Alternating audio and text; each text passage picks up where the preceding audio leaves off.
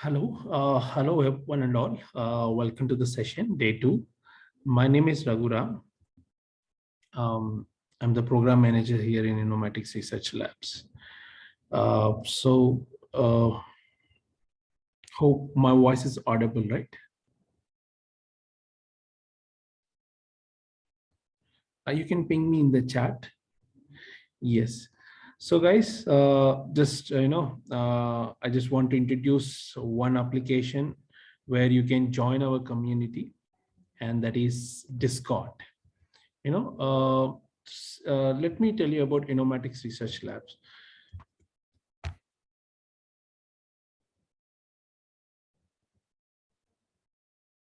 Sorry for the inconvenience. Let me share.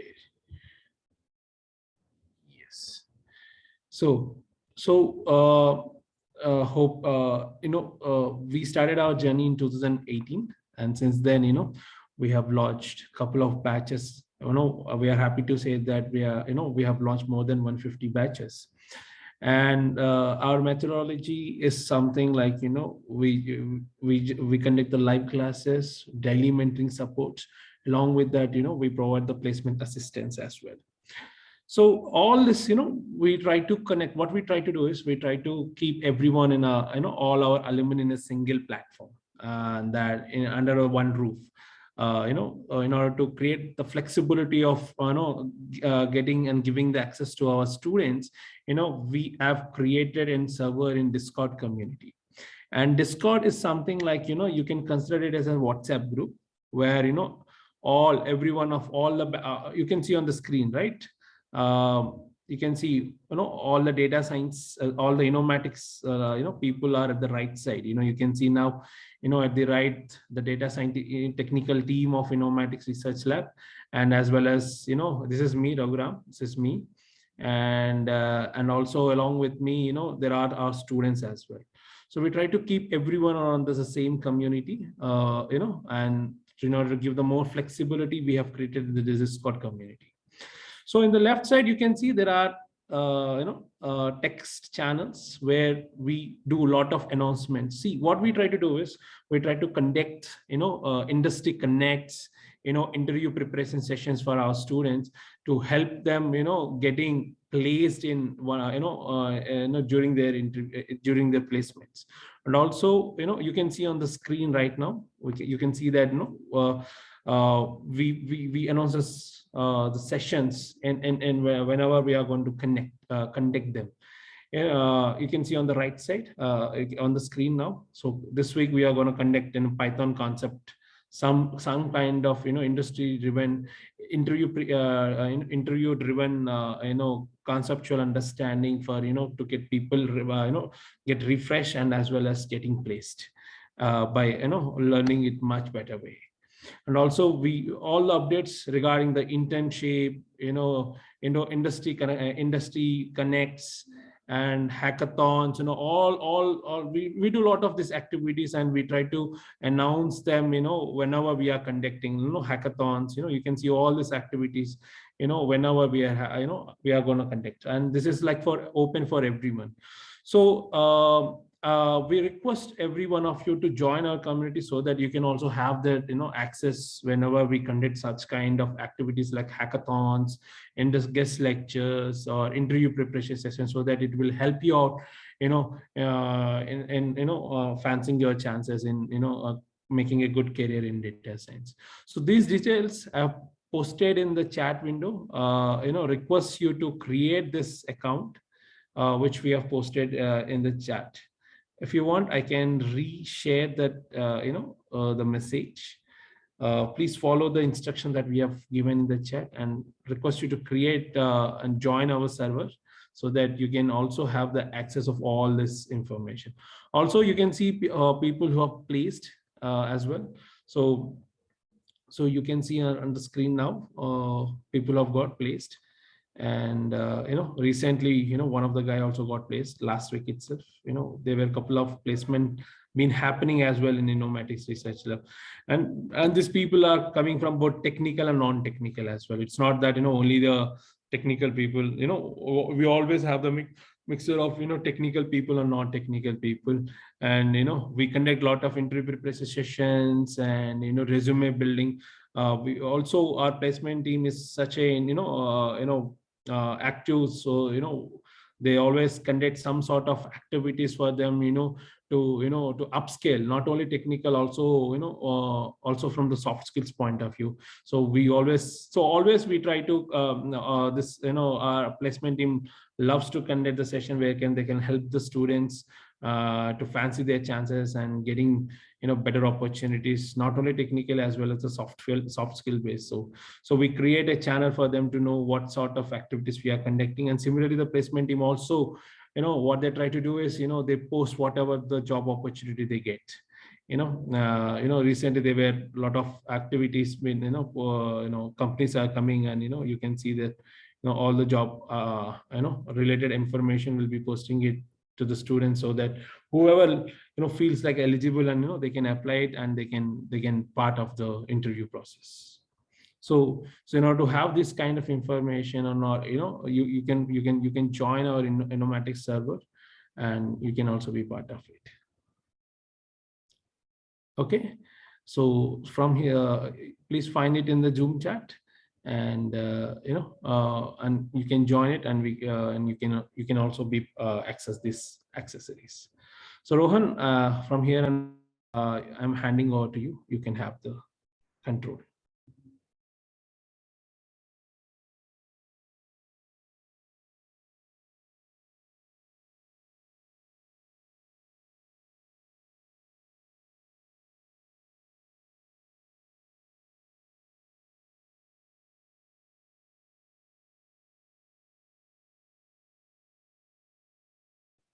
Okay, thanks so much, Raghu. So yeah, so we'll continue with our discussion now. Just give me a moment to prepare my slides and my writing device.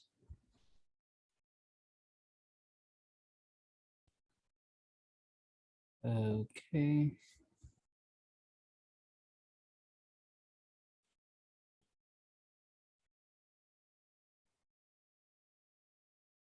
So can you all hear me? And also, can you see my screen?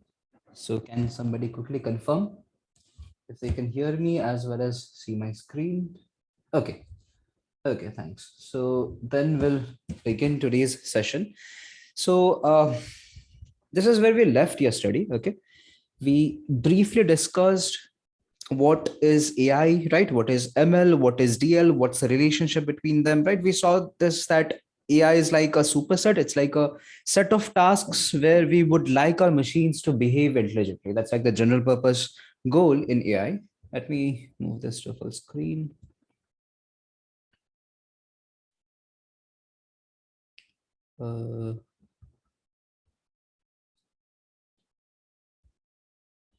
Just give me a moment.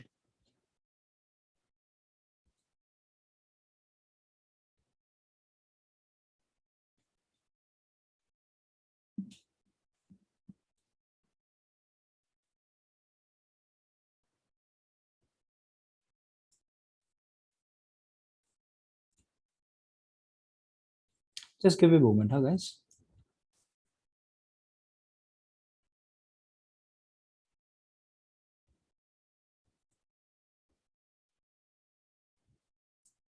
Yep.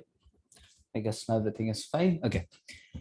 So yeah, yeah, we saw this yesterday, that AI is like a general term where we would like our machines to perform, intelligent tasks. Okay, just the way human beings perform intelligent tasks. Machine learning is like a set of methods. Okay, it's like a way of letting your machine behave intelligently. Okay, where you would like your machine to learn from experience, learn as well as improve from experience. Okay, and we discussed that there are other systems which are non-machine learning based models, but they are still artificially intelligent agents. Okay. And finally, we saw that deep learning is again a special class of machine learning algorithms. Okay. So these are like special kinds of machine learning models where we try to mimic the human brain, right? We try to mimic the neural network that's inside our brain into an artificial structure, right? That gives rise to the deep learning paradigm. Okay, this is where we left yesterday, and then we listed out a lot of use cases of machine learning or data science problems, some situations, some problems where you can use such algorithms, such tasks. Okay, and now today we'll discuss machine learning in slightly more detail, and I'll sort of try to give you at least show you one algorithm, one machine learning algorithm, probably the easiest one, okay, of all, which solves a specific problem. Okay, so that's our objective for today. Tomorrow we might try and see how to implement such algorithms. Okay. Okay, so but before we move on, okay, so this is a classification of machine learning problems that we're going to discuss in somewhat more detail today. So when I say machine learning, usually machine learning can be divided into three different types of algorithms. One is called supervised, one is called unsupervised, and the third one is called reinforcement. Okay, so supervised learning, unsupervised learning, and reinforcement learning.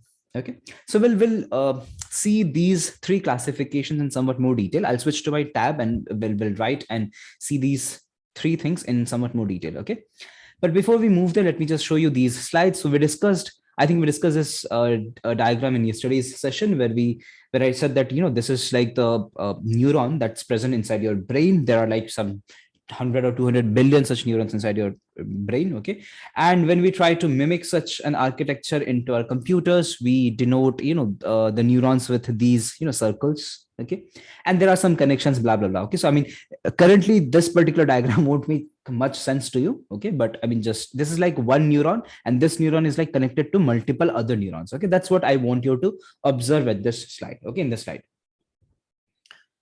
Okay, so then okay, this is again something which I'd like to discuss maybe towards the end of today's class. When we talk about deep learning, you'll all often heard of these two terms, computer vision and natural language processing, right? So we discussed these two topics briefly yesterday, and we saw some of the tasks from both these two domains. So these computer vision and natural language processing, these are sort of the two domains which is most popularly tasks from these two domains are most popularly used. Okay, to deploy deep learning based or machine learning based models. Okay, and we took some examples. Probably today we'll touch upon some other examples also.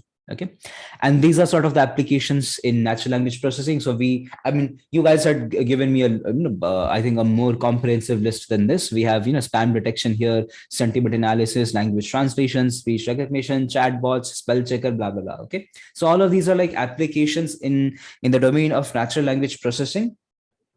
Okay, that can be solved using machine learning or deep learning, right? We discussed all of these things in yesterday's session. So okay, by the way, quick question: is there anybody who has joined the session today? I mean, was not present in yesterday's session but joined the session today?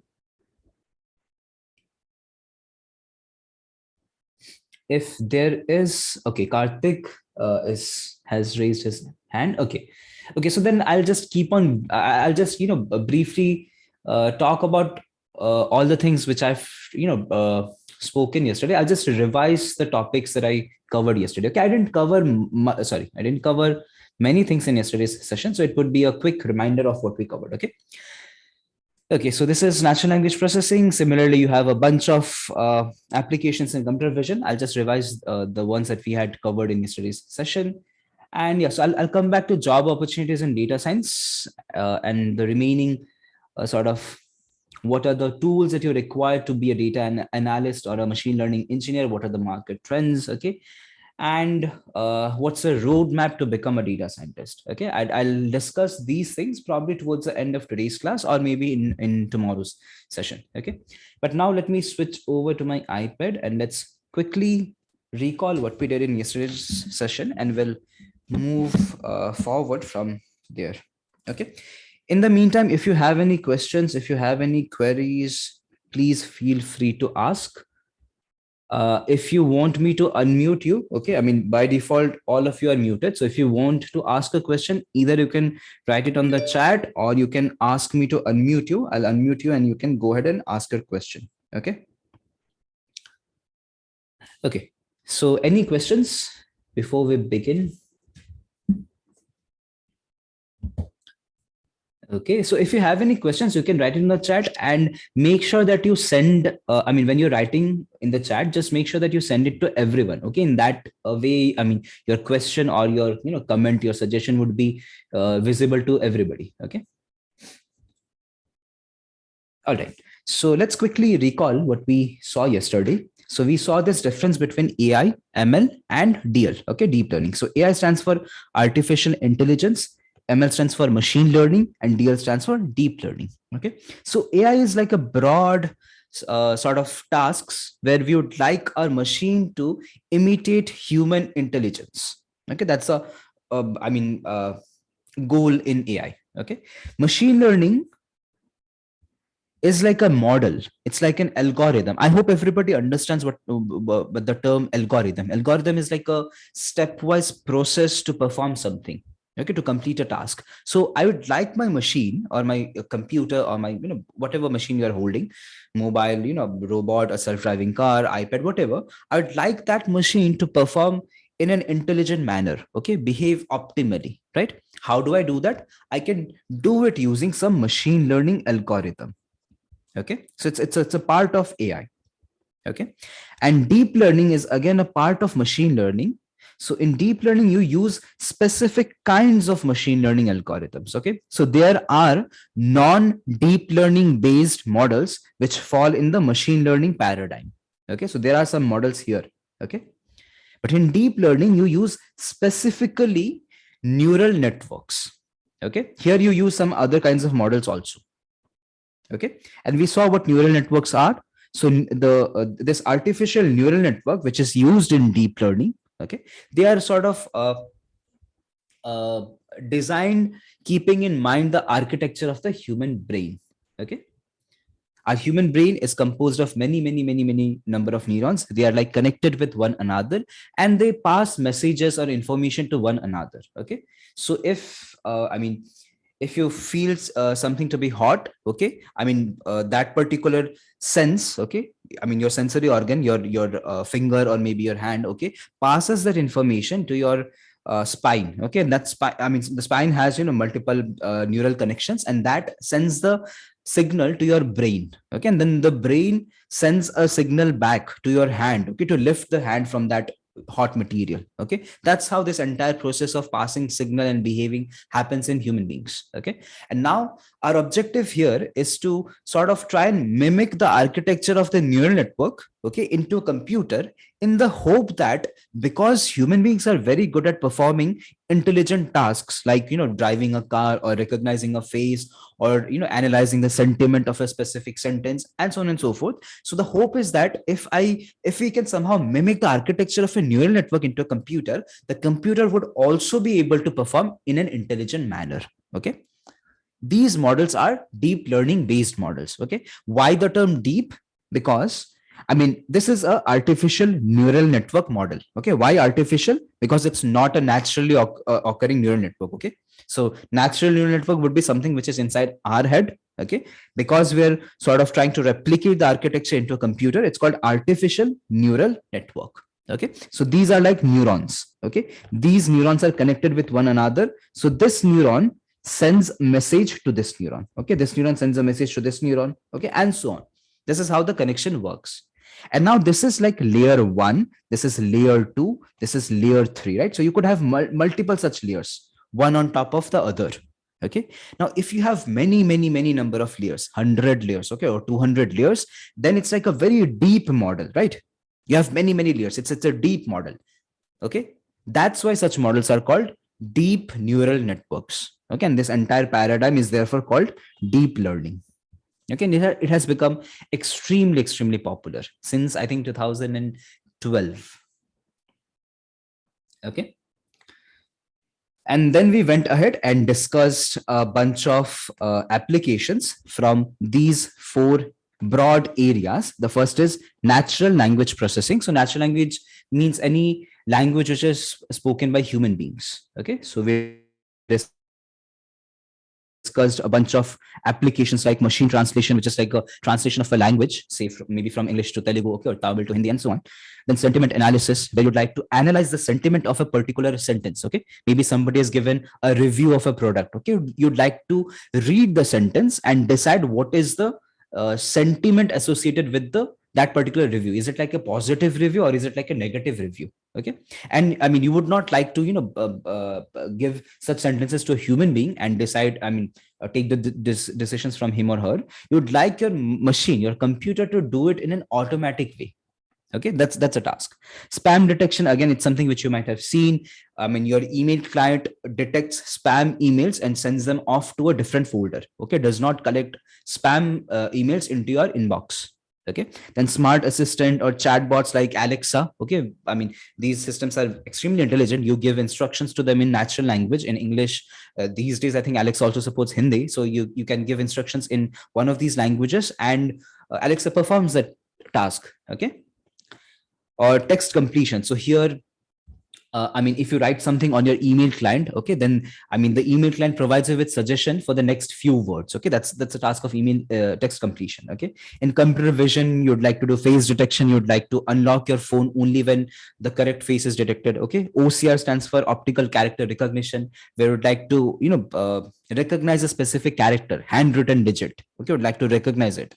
Or object detection. Okay, you would like to detect maybe a car in the road, okay, or a traffic signal, okay, or a pedestrian somewhere. Okay, image captioning, where you'd like to provide a caption for an image, okay, a description of the image. Okay, speech to text, where you'd like to convert speech, okay, vocal, I mean, voice into text. Okay, or speech recognition, okay, recognize who's the speaker of a particular speech. Okay, or very general decision making tasks like robot manipulation. How would you make a robot learn from its environment, okay, and behave optimally, move forward without falling down, open a door, okay, do not run into another person, and so on and so forth. Okay, self-driving cars. Okay, portfolio stock selection. Okay, so in portfolio stock selection, your objective is to maximize your profit by investing in multiple stocks in each of these days. Okay, so at the start of the day you can buy certain stocks, at the end of the day you can sell some stocks. Okay, so how do you choose which stocks to invest in? Okay, so as to maximize your profit. Okay, again, this particular task can be seen as a machine learning problem. Okay, then play a game, maybe a game of chess. Okay, we also discussed the game of Go. So this is I mean, this is a very difficult game in comparison to chess. Okay, chess was solved way back in 1987, okay, by Gary Tassaro's model, which beat the then chess world chess champion. But this game of Go, this is the game of Go, where your objective is to somehow fill the entire board with your color. Okay, so the black wants to fill this entire board with black coins, the white wants to fill the entire board with white coins. Okay, and if you can engulf a particular coin with your coin, okay, so if this black coin can be engulfed by white coins, then you can remove this black and put a white coin here. Okay, so that particular position becomes yours. Okay, that's how the game is played, and it's a very difficult game for a computer to learn. Okay, and for a long time it was an unsolved problem by computers, but only in 2016, using something called reinforcement learning. We'll touch upon reinforcement learning in today's session. This particular problem was also solved. Okay, Karthik is saying, again, I request everyone to send messages, send the messages to everyone. Okay, so that everybody can read your comment or your question. Okay, it makes my life a bit easier. So Karthik is saying, sir, an AI powered bot called AlphaGo defeated the world champion also. Yeah, exactly. So this is what I'm talking about. So AlphaGo is a reinforcement learning RL based agent which beat the then Go champion, okay, in 2016. That's exactly the model that I'm talking about, Karthik. Yeah, you're correct. So I mean, all of these things have been made possible only because of machine learning. Okay, machine learning has, I mean, reached a very sort of powerful level. Okay, in terms of, I mean, how many of you have heard of the term called general artificial intelligence? Has anybody heard of this term, general artificial intelligence? Karthik Singh, I have. Okay, anybody else? It's like a dream. Okay, so some people have, some people haven't. So it's like a dream of computer scientists and machine learning engineers, okay, where you'd like to sort of come up with a system which is as good as a human being. Okay, it's like it's completely intelligent as a human being. Okay, so it can sort of learn from experience, it can behave optimally, okay, and so on and so forth. It can do everything that a human being can do. Okay, it can walk, it can talk, it can learn new languages, it can drive a car, blah blah blah. Okay, anything and everything that you can imagine a human being to do, that particular machine should be able to do that. Okay, that's sort of the idea in general artificial intelligence. Okay, I mean, we are not there yet. We are way behind that particular objective or goal. But I mean, in terms of performing very specific kinds of task, okay, if maybe for example, for performing the task of sentiment analysis, okay, or maybe for translating a language, okay, there are very good models. Okay, I mean, go and use Google Translate. Google Translate translates languages extremely well. Okay, some of these cars that Tesla produces these days, they're quite very well trained. Okay, I mean the rate of accidents by these self-driving cars is much less than the rate of accidents by human beings. Okay, or I mean these AlphaGo models. Okay, they play the game of Go better than human beings. Okay, Saumil is saying, can you explain sentiment analysis? Yeah, sure. So yeah, you can keep asking me questions. Okay, I don't mind at all. If you want me to repeat any part, please do not hesitate. Just ask me to repeat. Okay, sentiment analysis. Here, your objective is to somehow understand the sentiment of a particular sentence. Okay, so if I say the movie was quite long and boring, what is the sentiment of this particular sentence, of this particular review? Is it like a positive movie review or a negative movie review? The movie was extremely long and boring. Karthik is saying to read someone's emotions. Exactly. Yeah. So Samil is saying negative, right? So I mean, but I mean, how I mean, why do you say it's negative, right? It's something which can be inferred by going into the meaning of each of the words, right? The movie was long and boring, right? The word boring has a negative connotation.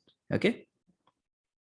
The movie was long, uh, but the performance was good. If I say something like this, the movie was long, but the performance was good, right? It's a bit somewhere in the middle, right? You see that it's not such a simple task, right? Usually, a movie which is long might not be, such a good movie, right?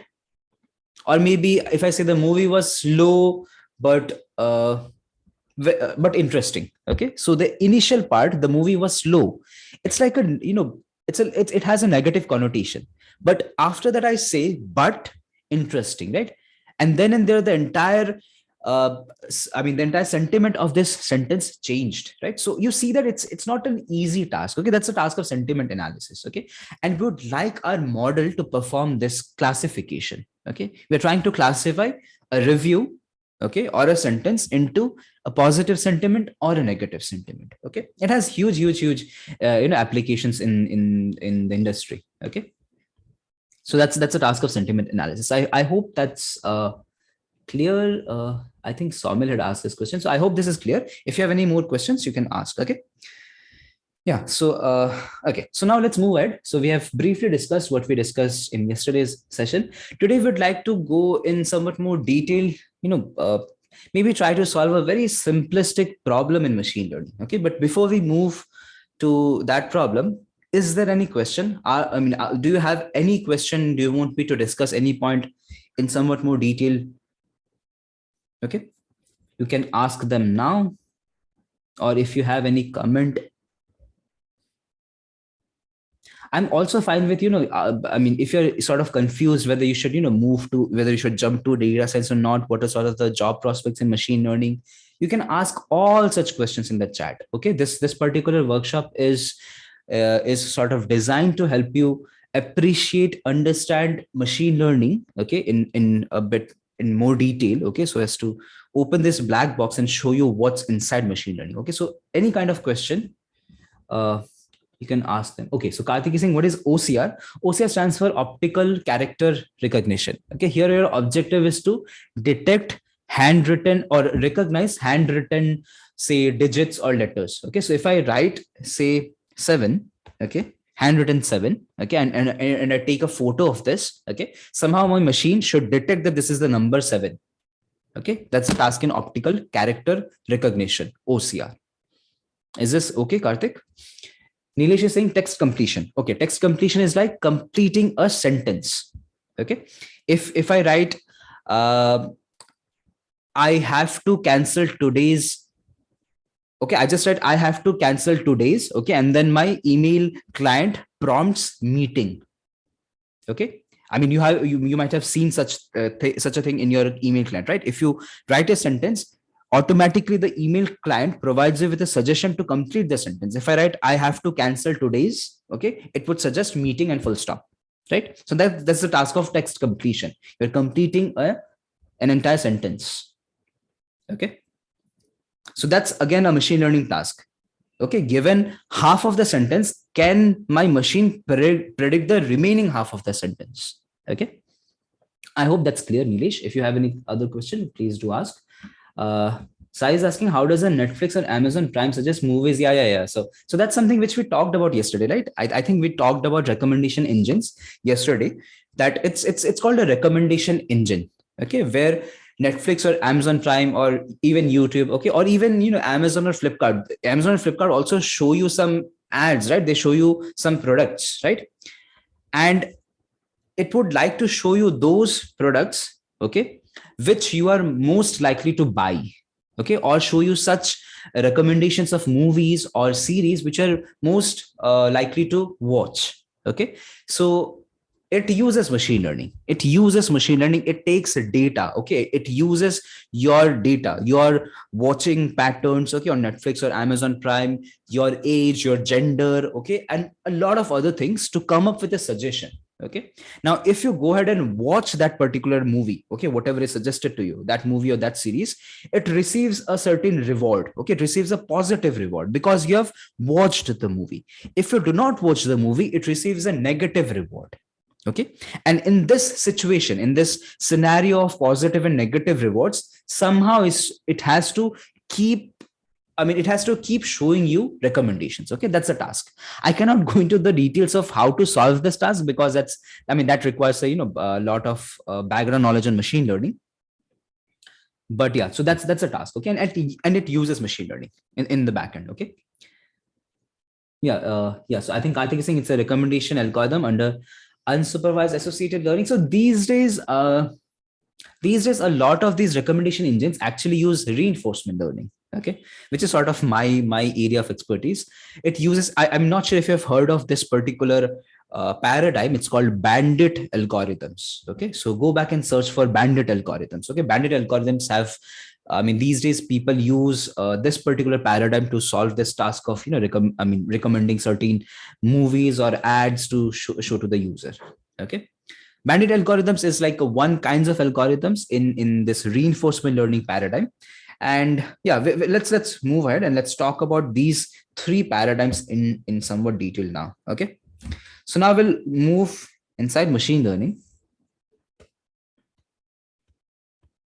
and try and see what are the different paradigms inside machine learning, what are the differences between them. Okay, and then we'll maybe take an example and try to understand what a machine learning algorithm tries to do. Okay, a very basic example so that you at least appreciate what machine learning algorithms do. Okay, it's I have had experiences where people think that machine learning can do everything, right? People have come up with tasks, I have this task, can machine learning do it? Okay, so it's not the case, right? Machine learning is not like magic that you can do everything with it. Okay, so it becomes necessary for you to understand how machine learning algorithms do stuff. Okay, and then you can decide whether this particular task is a task which can be solved using machine learning or not. Okay, so that's my objective here, to introduce you to one very basic example of a machine learning task and how a machine learning algorithm would solve it. Okay, but before we move there, let's talk about machine learning in general. So the objective in machine learning is to make a machine learn from experience, okay, and behave intelligently. Okay, that's a task. So now machine learning can be broadly divided into three parts. So three different parts: supervised learning,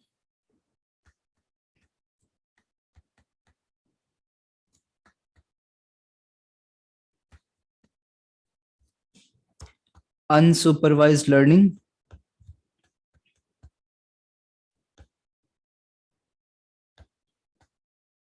okay, and reinforcement learning.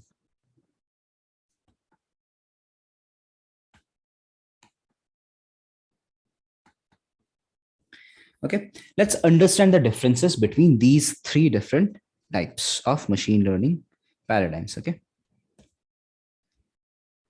so in supervised learning, what you try to do is you have an input, you have an output. That's the first thing you should remember about supervised learning. You have an input, you have an output. Okay, and your objective, the objective in supervised learning is to somehow learn a mapping. I hope everybody understands the word mapping. Okay, mapping or function between input and output. Okay, for example, the input could be a movie review. Okay, and now this movie review could either be a positive review or a negative review, right? But how do you decide that? There would be some function, right, which takes in a review. So I have a function f. Just this is some f. Okay, you do not need to worry about what the function is. Okay, it is just some f. Okay, it takes a movie review, okay, and it spits out either positive sentiment or negative sentiment by reading the movie review. Okay, so either positive sentiment or negative sentiment. Okay, so yeah, so I have some suggestions on the chat. So Karthik is saying we have labeled training data in supervised learning. Exactly. Okay, I wasn't using such technical terms. So I mean, we won't use technical terms like training data and all, but yeah, it's labeled. What do we mean by labeled? The input has a corresponding output. Okay, that's what we mean by labeled. So there is some input, there is some output, and we would like to learn the relationship between the input and the output. Okay, maybe let's take some other example. Let's take maybe weather prediction. Okay, I want to predict what's going to be the weather in Bangalore tomorrow. Okay, so I'd have my input as the weather of say maybe the previous 30 days.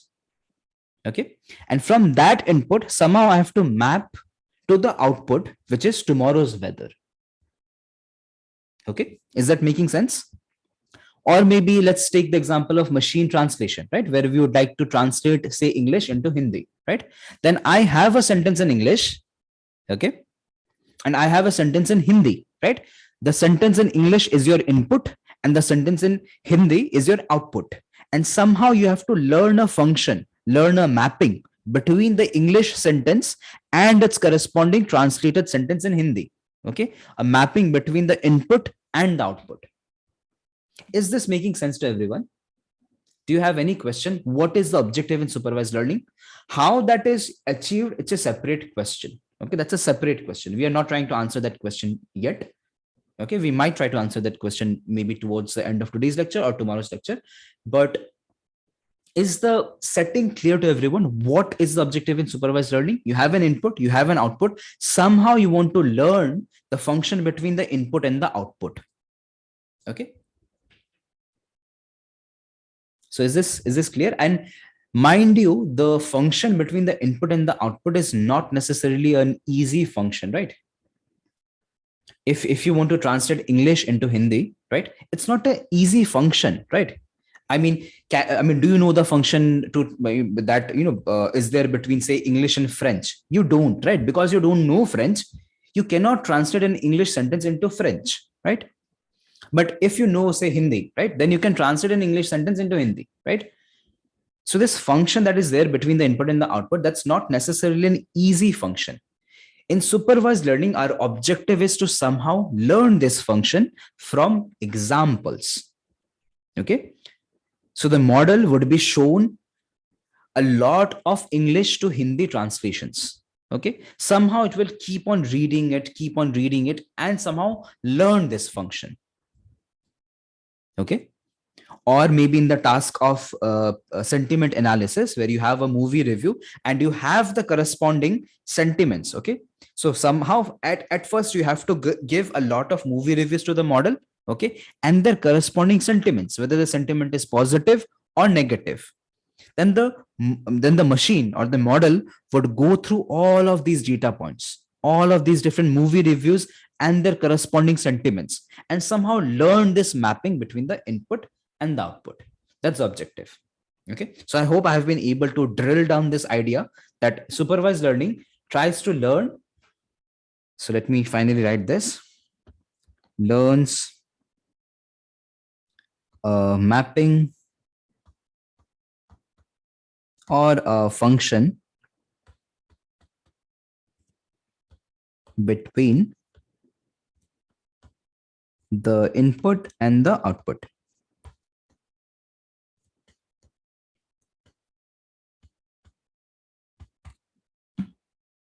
Okay, any questions until this point? Any questions?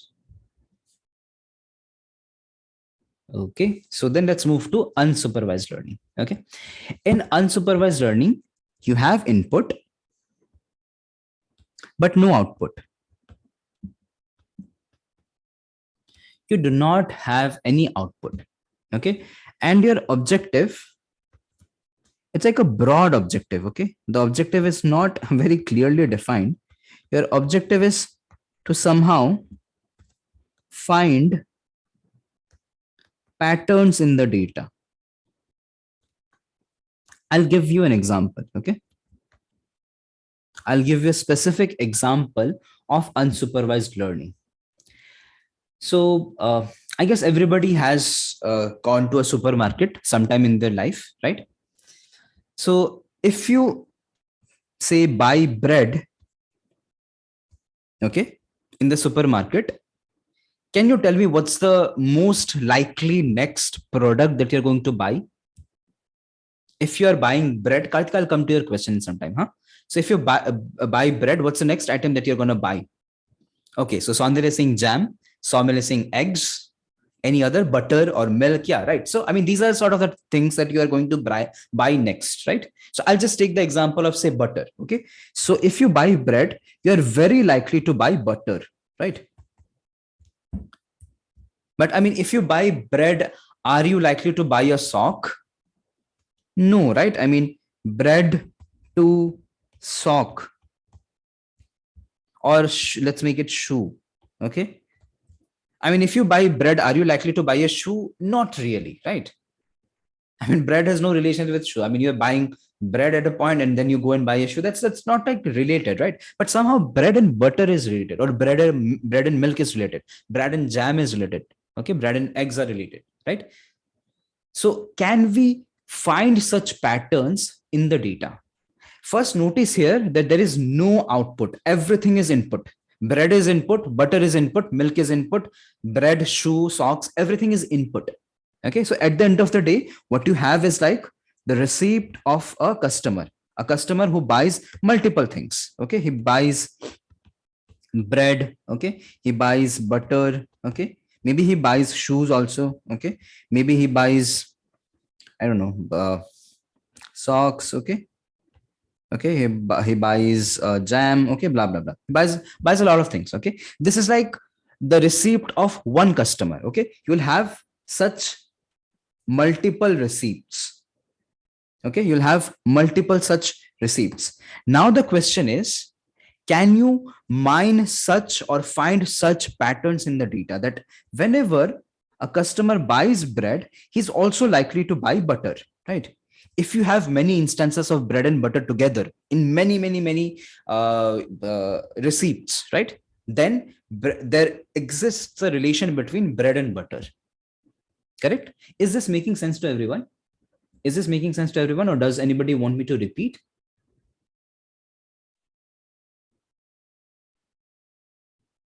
So Karthik said, we basically are not sure what we are looking for. In a way, yes. Okay.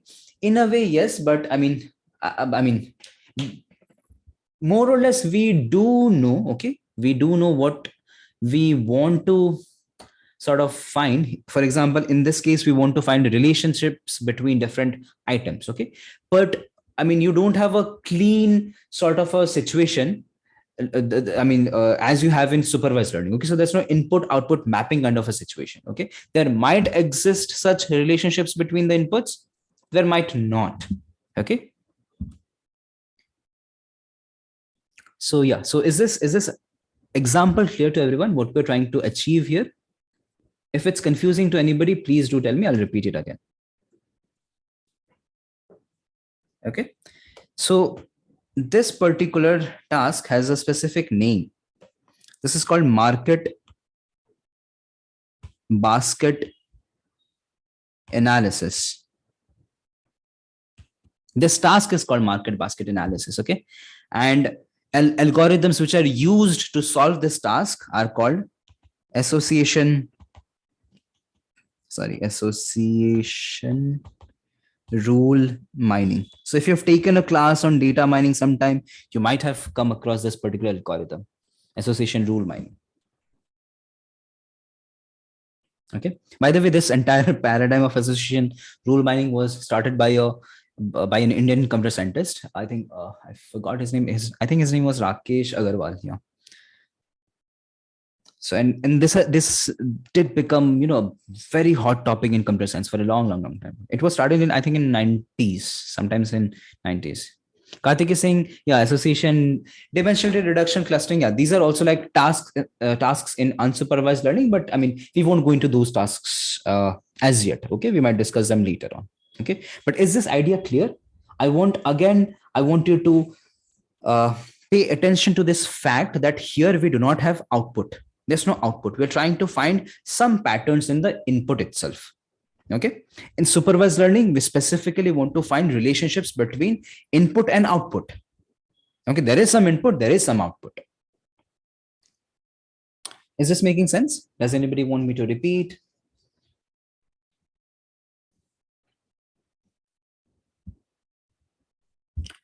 Okay. So then let's move to the final one. It's called reinforcement learning. So in reinforcement learning, and this is sort of an advanced topic in machine learning. I mean, most of the present day courses do not even touch upon reinforcement learning. Reinforcement learning is sort of my area of research. So I'd like to take a course on reinforcement learning sometime. So in reinforcement learning, your objective is to make optimal decisions. Yeah, as Karthik is saying, in a reward and punishment setting. So I'll take an example and tell you what is done here. Okay, so let me write it first. Make optimal decisions. Okay, so it's a decision making system. Okay, in a reward punishment setting. Okay, let's discuss, say, for example, okay, so I mean, a lot of you might know how to ride a bicycle, right? So you might have learned it at some point in your life, right? How did you learn to ride a bicycle? Was it like a supervised learning setting, right? Was it like, there is an input, you press your pedal by, maybe 15 newtons of force. Okay, then the wheel moves, 3 meters forward. That's the output. Okay, the force is input, the distance traveled is like output. Did you do such, input to output mapping inside your head? No, right? You were not doing such input to output mapping. So it was not a supervised learning setting. Okay, you were also not trying to find any patterns, right? You were not trying to find any patterns while trying to learn to ride a bicycle, right? What you were doing was learning in a reward and punishment setting. So what does it mean? So if you were able to sort of balance the cycle and maybe move forward, you received a positive reward. Okay, maybe your father was standing behind you and was clapping for you. Okay, but if you were not able to ride it properly, if it fell down, then you got hurt and you received a punishment, you received a negative reward, right? And somehow your objective was to somehow perform optimally, okay, in this reward punishment setting. Okay, and keep on performing that optimal decision throughout time. Okay, that's like the reinforcement learning model. Nilesh is saying in reinforcement learning, we don't have data. No, we do have data. We do have data. Okay. When you are, so here the data is, I mean, it's, this is the difference between offline machine learning and online machine learning. Okay. So in offline machine learning, you collect your data outrightly. Okay. You collect a huge data set. Okay. In online machine learning, which is like the paradigm used in reinforcement learning, data comes to you in an online fashion, one after the other. Okay. So now you're standing. Okay, your bicycle is in standing position. That's like a data. Okay, now you push your pedal. Okay, you take an action and then you move forward. Right. If you fall down, that's like a new data. Right. You have fallen down. Your state has changed. Okay, and you receive a negative reward. Okay, you receive a punishment. That's again some data that you're receiving. Okay, but data is received on the go, on the fly. It's not like a data which you collect historically. Okay, that's the difference in reinforcement learning. And it becomes much more challenging to design models, machines which perform good or perform optimally in such situations. Okay, because data is not present in an offline manner, in a historical manner. It's data which comes on the fly while you are performing. Okay, that's the paradigm of reinforcement learning. And yeah, Karthik has made us comment. Yeah. Okay, so is this clear? Does anybody want me to repeat any of the three broad areas in machine learning?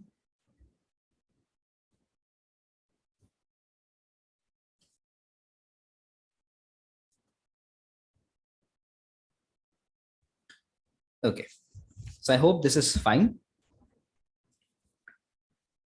Okay, so now maybe let's move forward and see a small example. So Chandu Singh, is there yeah, so semi-supervised learning. Yeah, so these days, I mean, people do talk about semi-supervised learning. Okay, if you have heard of models like GANs, okay, or the sorry, not GANs, sorry, GPTs or BERT. So these are sometimes called, I mean, the kinds of algorithms which you use to train them are like semi-supervised learning. That's true, but I mean, broadly, these are the three strokes in machine learning. Okay, but I mean, there are some which are in the mid of supervised and unsupervised. Such things are called semi-supervised learning. Okay. Karthik is saying MRI scans is an application of semi-supervised. So MRI scans, it depends on how you do.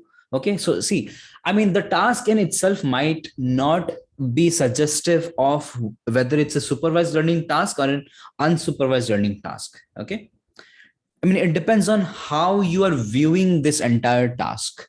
Okay, that's what decides whether it's supervised learning or unsupervised learning. Okay, if you give me MRI scans and if you want, say, if you give me MRI scans of the brain, okay, and you want me to decide whether it's like whether the person has cancer or not, whether the person has tumor or not. Okay, this is a supervised learning setting. Okay, you want to decide between two different kinds. Okay, there is an input, which is the image of your brain. Okay, and the output is cancer versus no cancer. Okay, so this falls in the supervised learning setting. Okay, if you have a different kind of a task with MRI scans, then it might fall in unsupervised learning setting also. Okay, or maybe in the semi-supervised, somewhere in between also. Okay, but it depends on the specific way in which you're trying to solve the task. Okay. Okay, so now let's take an example. So we'll take a very simple example. Okay, I'll try to sort of ask you to help me solve the problem. So suppose we have a data, right? This is data science or machine learning. So data is the most prominent thing. Okay, you need data to learn something. If you don't give me data, I can't give you a model. I can't, make machine learning work with magic or something, and give you a model which performs well. You have to give me data. Okay, so suppose I have a very simple data set. Okay, let's just create a very simple data set where I have the height of an individual, the weight of an individual, okay, and the gender of an individual. I have three different columns. Okay, Now these are the columns. Okay, these are the three columns: height, weight, and gender. Okay, now in the rows, I'll put information about different people. Okay, say for example, the first person that I consider, he or she has a height of 180, a weight of 80. Okay, and the gender is say male. Okay, so gender is M. Okay, the second data point is like 175, 85, male. Third is 145, 50, female. Okay, fourth is 150, 45, female. Then maybe 190, 85, male. Okay, 160, 50, female. Okay, suppose this is the data set that I have. Is this data set clear? Is this data set clear to everyone? What does this data set represent? These are different individuals. Okay, these are the different individuals for which I have the information about their height, weight, and gender. Okay, I mean, when you access one of these, e-commerce websites, they do, store your purchasing pattern. They do store your date of birth, your age, your gender. Okay, they do store such informations. Okay, and then they build such machine learning based models based on this available data about you. Okay, some of these sites even track your searching patterns. I mean, for example, if you search for a watch in Amazon, right, the next day you open a different website, it will show you, ads of watches, different watches. Okay, so they do track your history. Okay, but at the end of the day, they do require data about you, okay, to make decisions. Okay, so here also we have data about certain individuals, and here what we would like to do is, given somebody's height and somebody's weight, I'd like to predict whether the person is a male or a female. Okay, say for example, if somebody's height is say 175, okay, and somebody's weight is say 85, can you predict what should the gender be in this case? What should the gender be? If I give you a person whose height is 175, weight is 85, okay, what should the gender be?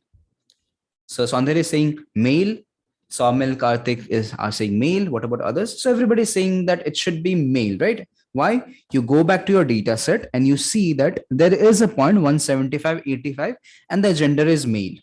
Yeah, the gender is male. So this prediction should be male, right? Now, if I say, what about this data point? I give you another data point, 150 and say 46. Can you tell me what should the gender be? Female. Why female?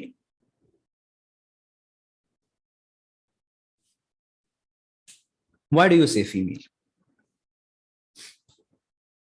I mean, everybody would say female, right? But you need to reason why should this be female? It can be both, as it's not in the data, right? So Karthik is saying it can be either male or female because it's not present in the data, right? Do people agree with Karthik's observation? But a lot of you said female, right? Why did you say female? There must be some reason, right? Vishnu is saying because there is a data for female as 45, so maybe it can be female. Yeah. So that's a good observation, which Vishnu is making, is that there is a data point. Sorry, there is okay. There is a data point. Let me highlight the data point. This data point, okay, which looks very similar to this data point, right? Samiksha is also saying because it's closest to the given data. Okay, so the point is that 150 do match. Here you have a weight of 46. It doesn't match exactly with what you have here, but it's close enough. It's near enough, right? Karthik is saying I thought it before, but it can be exceptions. Yeah. So it could be exceptions. Okay, it could be an exception, but so I mean, okay. So if it's an exception, what can we do, right? See, the first point is, if we just strictly follow that, if your data point, whatever data point is given to you, only if that data point is present here, only then you're going to label it, only then you're going to make the prediction. your entire prediction mechanism becomes very, very, very restrictive, right? Because, I mean, what is the guarantee that you'll find an exact same thing from your available data set? Your available data set might be, might have 1,000 people or 10,000 people. Even then, you might have people, right, whose data does not match anyone in this, data set which you're storing. So it's not a good idea to just store the data and just look at the data, okay, and make your predictions based on the available data. Okay. I'm going to use a term, a very, very, very important term in machine learning. It's okay. It's one of the fundamental terms in machine learning. It's called generalization. Your objective in machine learning is to somehow generalize beyond the data that you have. Okay. So although there is a point which is not present, for the time being, let me call this data as my training data. Okay. Why I'm calling this training data would become apparent later, but just bear with me. Just think of this data as a training data. Okay. So if the data point, okay, this new data point for which I want to make a prediction, if that data point is not exactly present in my training data, what do? Somehow I have to build a model which generalizes beyond the data that I've seen. Okay. For example, let me think of something. So just think of, how do babies, or how do children, when they're learning, how do they differentiate between cats and dogs, right? Obviously, they have not seen all the breeds of cats and all the breeds of dogs. Okay. Neither have I, right? There are many, I think there are 1,000 or 1,500 different breeds of dogs, and they do look quite different from one another, right? But if you give me a breed of a dog, right, and if you give me a breed of a cat, I can certainly differentiate between the two, right? I would be able to say that this is a cat, that is a dog, right? I would not be able to maybe specifically tell you what the breed of the dog or the cat is, but I'd certainly be able to tell you that this is a dog, that is a cat, right? Even though I have not seen, or even though a child or a child does not see all the different breeds of dogs and cats, right? Somehow from the available data, whatever data was shown to the child, okay, while he or she was growing up, somehow from that he or she generalizes the idea of a dog and generalizes the idea of a cat. Okay. Cats have whiskers. Okay. Cats have, pointed. Let me just try to draw a miserable image of a cat. So cats do have pointed ears. Okay. Maybe cats have pointed ears. Okay. They have long whiskers. Okay. They're not so huge. Okay. Dogs usually have long faces. Okay. And flappy ears. Okay. Something like this. Okay. They do generalize. I mean, when I say they, I mean us. Okay. We do generalize beyond the available data. Okay. That is the most crucial point about intelligence. Okay. Okay. The ability of us human beings to generalize beyond what we see. Okay. Here also, somehow we have to generalize beyond what we see. Okay. Vikram is saying, as there are human beings, we can't be sure. There may be male of 46. Yeah. Okay. So Sandhya is saying they can find by dogs, barks, and cats. Yeah. So what I'm saying, yeah, that's also another thing. Okay. But I'm saying that if I show you images, okay, so you won't be able to hear the sound of the dog or the cat. Even if I show you images of different breeds of cats and dogs, you would be able to tell me which of them is a dog and which of them is a cat, right? Without even learning about all the different breeds of cats and dogs. Right? That's something. I mean, that's where we generalize beyond the available data. So here also in machine learning, one of the most important tasks is to somehow generalize beyond your training data. Your training data might be finite. It might not be the complete story. You have to somehow generalize beyond it. Okay. And I'll discuss one very simple way of going beyond your training data. Okay. So in this case, I would be able to classify or put a label on this particular data.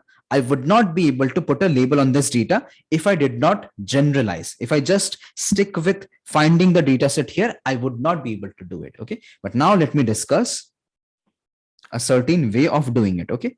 So let me maybe copy this data set. So I hope it's okay if I extend the class by, I don't know, maybe 10 minutes more. I'd be able to complete this algorithm and then we'll stop here. Okay. So I'll go until 9:20. I hope this is fine with everyone.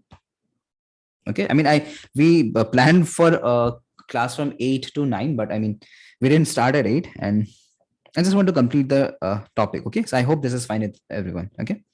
So suppose, let me draw axis. I hope everybody know what x-axis and y-axis mean here, right? I hope everybody has seen, basic maths like this. Okay. So on the x-axis, let me plot height. Okay. On the y-axis, let me plot weight. Okay. This is a graph. Yeah, exactly. This is a graph. Okay. X-axis and y-axis. Okay. So no, so I mean here, the x-axis and y-axis both are going to be independent variables. Okay. So here both of them are independent variables. Okay. So on the x-axis, I have height. On the y-axis, we have weight. So suppose, let me just give you some lines here so that we can visualize it. So I think we should start from 140. This is 140. This is 150.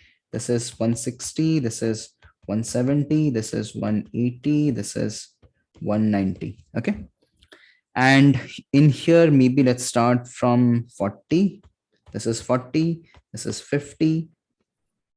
This is 60. This is 70. This is 80. Move this somewhere here. Oh, sorry. And this is 90. Okay.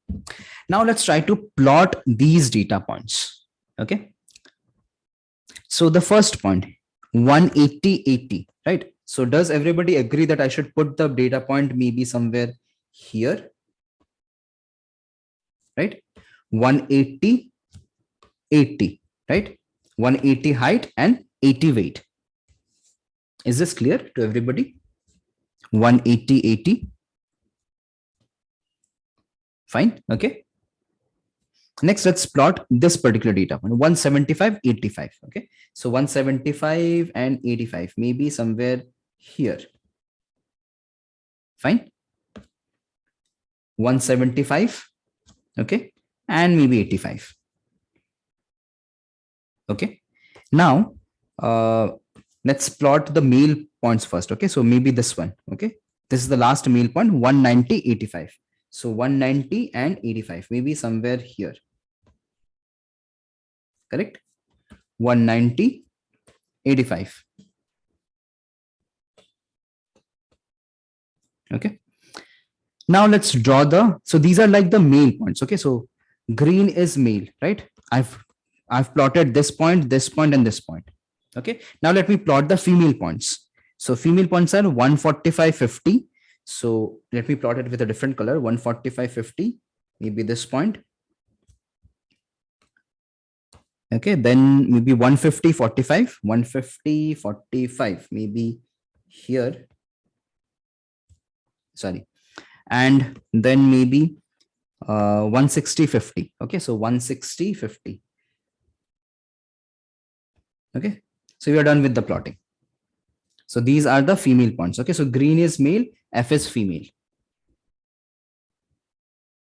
Sorry, I mean green is male and red is female. Okay, so now we want to find what is the label of this data point, 150, 46. Okay, let's try to plot this 150, 46. Okay, so 150 and 46. So maybe somewhere here. Okay, 150, 46, just above the 45 point, right? So now, based on this diagram, can you tell me what should I label? What should I label this blue point, this unknown point? Based on this diagram. So these are like male points. Okay, these are like female points. Okay, the blue point is in this region. So what should I label this point with? Should this be a male or should this be a female? It should be a female, right? I hope everybody sees this, right? It's in the female region, right? Right? Even if I say, if I have a point like 160, 60. Okay, so 160, 60. The point would be somewhere here, right? 160, 60, right? Even then, I think I should, go with females, right? What am I doing here? I'm sort of asking my neighbors, right? I ask my neighbors, okay? Maybe I ask my, three nearest neighbors, okay? So for this particular data point, okay, for this particular data point, the three nearest neighbors are, this is the nearest neighbor, this is the first nearest neighbor, this is the second nearest neighbor, maybe this is the second nearest neighbor, and this is the third nearest neighbor, right? All of them say female, female, female. Therefore, I can go with female. Okay. If I have a point somewhere here, okay, if I have a point maybe somewhere here, okay, then my nearest neighbors are this, this, and this. All of them say male, male, male. And therefore, I will go with the prediction male for this data point, right? Does this make sense to everyone? And see carefully that we are generalizing beyond the training set. The training set would only let me make the predictions, okay, if my point falls either here, here, here, okay, or here, here, here, only on the green points or the red points, okay? That's my training set, okay? But now, and I call these points as my query points. Okay, so these are the training points. These are the training points or training data, and these are called query points. Okay, I'm querying about them. Okay, so these are like the query points. Okay, so if my query point does not fall on the training data, okay, does not fall on the training data, even then I can make predictions because I'm generalizing beyond the training data. Okay, using this procedure of asking my neighbors. Okay, and this particular algorithm has a name. Okay, it's one of the most famous machine learning algorithms, and maybe arguably the most easiest one. It's called KNN. Okay, it stands for K nearest neighbors. Okay, this K is like a number. Okay, this K is like a number. Okay, it could be 3 nearest neighbors, 5 nearest neighbors. Okay, so if K is 5, then you ask your 5 nearest neighbors. If K is 7, you ask your 7 nearest neighbors. Okay, and go with the majority, right? It makes sense to everybody, right? Whatever the majority says, probably I should go with that, right? Okay, so this is one way of making a decision, right? Of predicting an unknown information about somebody, okay, given I have historical data. Okay, and this is a machine learning algorithm. Okay, this is the simplest machine learning algorithm, but I mean this is sort of not something which you can implement and deploy for industrial projects, because this K nearest neighbors takes a lot of time to give you an answer. Okay, if your data set is huge, it takes a lot of time. Okay, that's the reason. Okay, so it's not a practically implementable algorithm if your data set is huge. Okay, but nonetheless, it's a very interesting algorithm. It's a very simple algorithm, and it's actually a very powerful algorithm. But the problem is we won't be able to deploy it. It takes a lot of time to give you answers. Okay, simply because you can see it yourself, right? This particular point has to compute the distance to all the points. Okay, all the points in the training data, and then find who are the 3 nearest points. Okay, it's a very, very tedious job. You have to take this data point, the query point, and find the distance of this query point from all the points in your entire data set. Okay, and then find who are the 3 nearest neighbor or 5 nearest neighbor, right? That's like a huge computation if your data set is huge, if your data set is large. Okay, that's why it's not a practically implementable or deployable algorithm. Okay, we do move beyond KNN. Okay, and we have many algorithms. Okay, so I'm saying, sir, if a data point is far away, then is this algorithm applicable? Far away, so far away where? Okay, so far away, if it's like, if somebody's height is like, I don't know, maybe 250, right? If he's the great Kali, right, then obviously he would be far away from everybody. Okay, so there would be situations where I mean, you can't make reasonable predictions. Okay, but those points would be few. Okay, you won't have such instances very often, right? I mean, how many people have height which is like beyond 190? Very few, right? So I mean, we have special names for such points. They are called outliers. Okay, and there are ways of solving such problems, but I mean, we won't be able to go into those details, at least in this workshop. Okay, so Chandra is asking, what if I have equal number of these are very interesting questions. Okay, what if I have equal number of male and female neighbors? Okay, this is a very interesting question. Okay, I mean, you have ways of solving these problems. Okay, we have ways of solving these problems. Again, these are details which we can't go into, okay, in a workshop. Okay, but I mean, you do something called hyperparameter tuning. Okay, that's a short answer to it. You keep on changing the value of k. Okay, that's what you do. If you get equal numbers, firstly, if it's like a if you have only two classes, okay, if you're working with only male and female, then if the value of k is odd, then you can't have equal, right? If your k is like 3, right? If your k is 3 or if your k is 5, then you can't have equal on both sides, right? But if you're working with more than 3 classes, okay, if you're working with, say, cat, dog, and duck, right, there are 3 predictions which you can make. In those cases, yes, the number the number of nearest points, okay, which fall into one of the classes could be equal, right? But you have ways of solving those things. Okay, I mean, I won't be able to go into those things in a workshop. Okay, so Karthik says, so what if the data point is 150 40? So let's try. So 150 40. So 150, maybe let me use another color. 150 and 40. So yeah, so what do you suggest? What do people suggest? What should I label this purple point with? Should this be female or male? Shanti is saying female. Sandhya is also saying female. Yeah, this seems like a female, right? It's near to all the female points. So this should be female. Okay, Karthik says, I meant 180 40. 180 40. Yeah, again, so 180 40 maybe somewhere here, right? So again, here also, it might be visually difficult for you to sort of imagine, but what I'll do is I'll go back and find the nearest neighbors. Okay, to me, it seems like this is the nearest neighbor. This is the second nearest neighbor. And I don't know, maybe this is the third nearest neighbor. Okay, I could be wrong, but you can actually find these distances. Okay, compute the exact distances. Okay, now here you have female, female, male. What do? 2 females, 1 male. What shall you do? Go with female, go with majority, right? That's the best you can do. Okay, you'll go with female. Okay, it could be wrong. See, the point is it could be wrong. Okay, but that's the best you can do. Right? It's better than doing nothing. It's better than putting up your hands and saying I can't predict it. Okay. Okay. All right. So we'll stop here.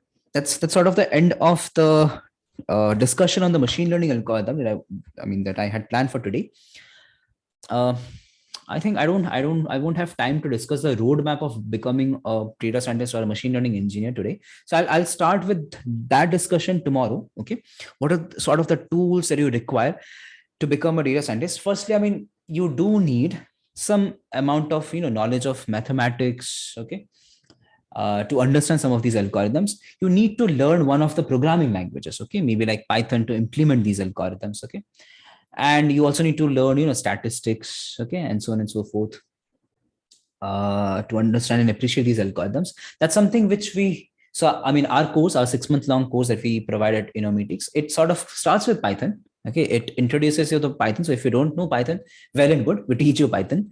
Then we slowly move to a data visualization, SQL. Okay, so SQL is also something which you would need if you want to transition to a data scientist. Okay, you have to somehow if you have to somehow access huge data sets from databases, okay, and then build your models. Okay, so that's also something which we teach. Then we move to statistics. Okay, we give so I'll come back to all the questions. Okay, so let me just complete my thought. And then we move to statistics. Okay, probability statistics, we teach you the basic mathematics, which is required. Then we move to the machine learning module, and then we move to the deep learning module. Okay, so tomorrow I'll give a brief sort of roadmap, the things that you need to pick up to become a data scientist and machine learning engineer. And then I'll also show you the syllabus, okay, that we usually follow at Innomatics. Okay, and after that we'll move to maybe I'll try to maybe show you an implementation, but because I know a lot of you do not know Python, so I'll just show you the code.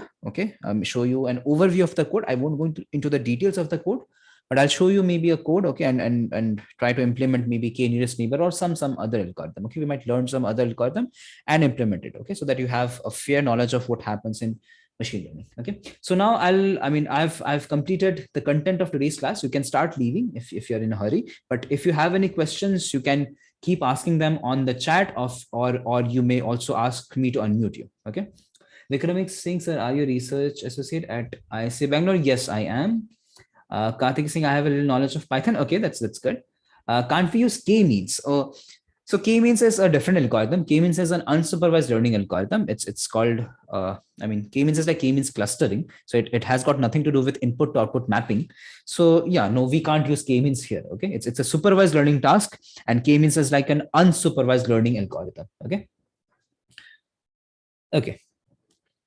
So I don't see any other questions. So yeah, if you have any other questions, you can keep asking them.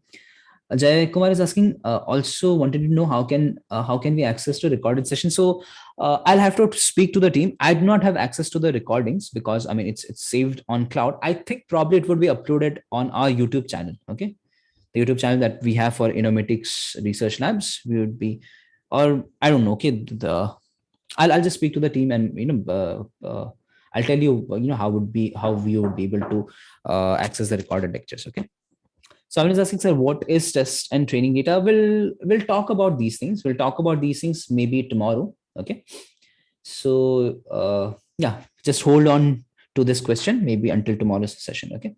Karthik is asking, sir, I have a personal academic question about you. Can I? Yeah, sure. You can go ahead and ask it. If you want me to unmute you, you can hang around and we can have a chat. If you want to ask it on the chat, it's fine.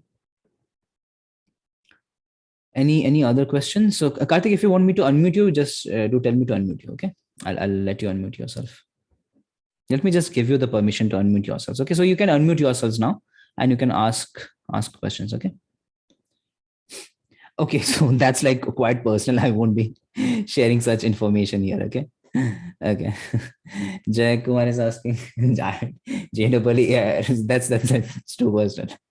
Jay Kumar is asking when we can have access to your Notepad workings. Notepad workings. Okay, so I'll have to speak to the team and I'll have to see how what's the way to send the notebooks to you. Okay, so I guess your email addresses would be accessible to the team. I'll just speak to the team. Okay, and I'll send these handwritten notes if you want to have access to it.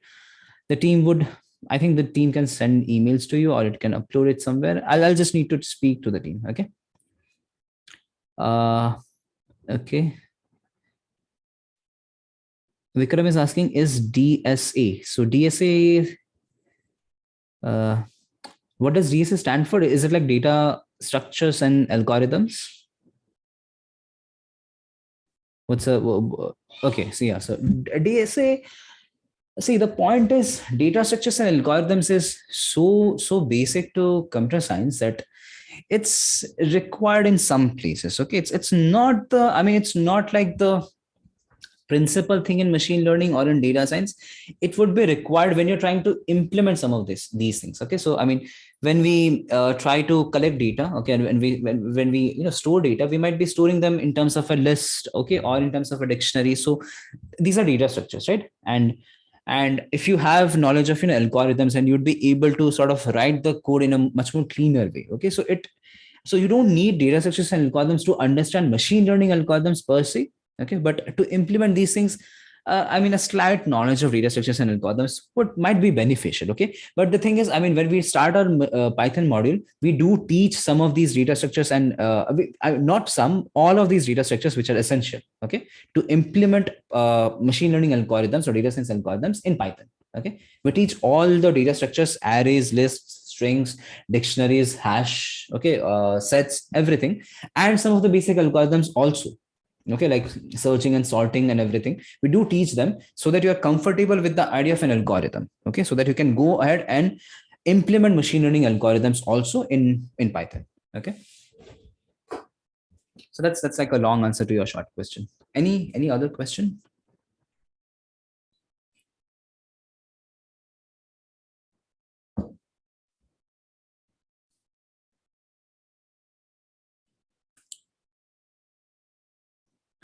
Okay, so I don't see any other questions, so it might be a good time to stop. We'll again rejoin tomorrow, okay, at 8, and we'll continue our discussion. Okay, so see you all tomorrow. Bye bye. Have a great night.